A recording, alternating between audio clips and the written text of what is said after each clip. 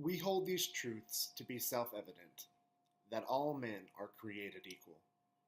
These words, penned by Thomas Jefferson in the Declaration of Independence, have long been pointed to by critics as a sign of the apparent hypocrisy of one of our nation's fathers. The hypocrisy they refer to, of course, deals with slavery.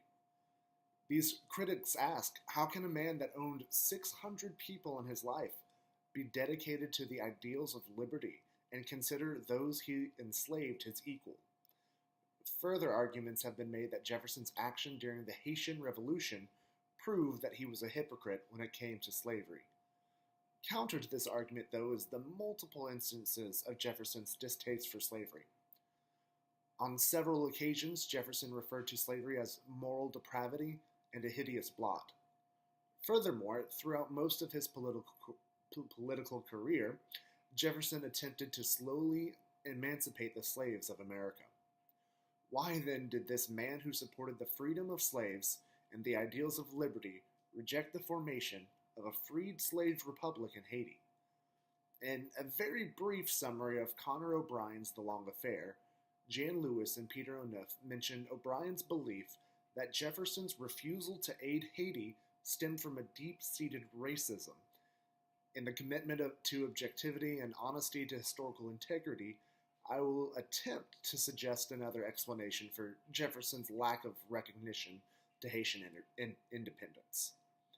In short, the explanation does have hints of inherent racism, but also focuses more on the global political factors that went into Jefferson's decisions. With the quasi-war and French Revolution in the past, the political relationship between France and America was strenuous at best. Adding to the tensions between the nations was the uprising of the slaves in the French colony of Saint Domingue in the Caribbean. As Tim Mathewson mentioned in his article, Jefferson in Haiti, Jefferson was largely afraid of what a slave rebellion could do to the United States. While Jefferson did indeed want to free slaves, he believed that maintaining slavery was like holding on a wolf by the ear, and we can neither hold him nor safely let him go. Recognizing the dangers of freeing slaves outright, but also the dangers of inciting slave rebellions, Jefferson had made proposals to emancipate the slaves and to send them to the Caribbean or back to Africa. For Jefferson, the dangers of supporting the revolution in Haiti lie in the dangers of supporting a slave rebellion. Jefferson shared the fears of many Southern farmers that freed slaves of Haiti would travel to America and begin inciting rebellions throughout the states.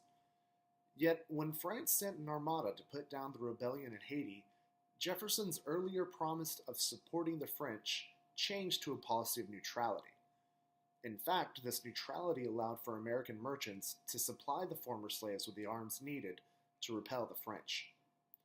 Jefferson made this change in policy due to a lack of trust in Napoleon. Jefferson feared, and rightfully so, that French power in the Caribbean could lead to the invasion of North America.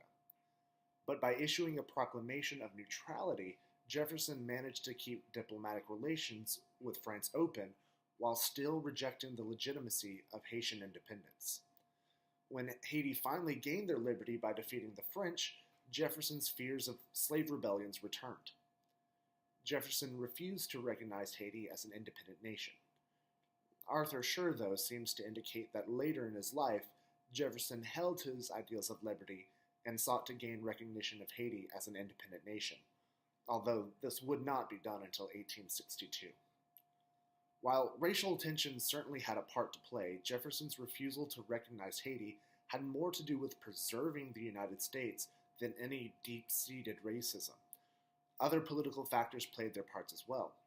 With the unchecked bloodlust of the French Revolution fresh on Jefferson's mind, it should be clear that when compared to his lifelong dedication to freeing slaves, Jefferson's dealings with Haiti had nothing to do with the hatred of African people.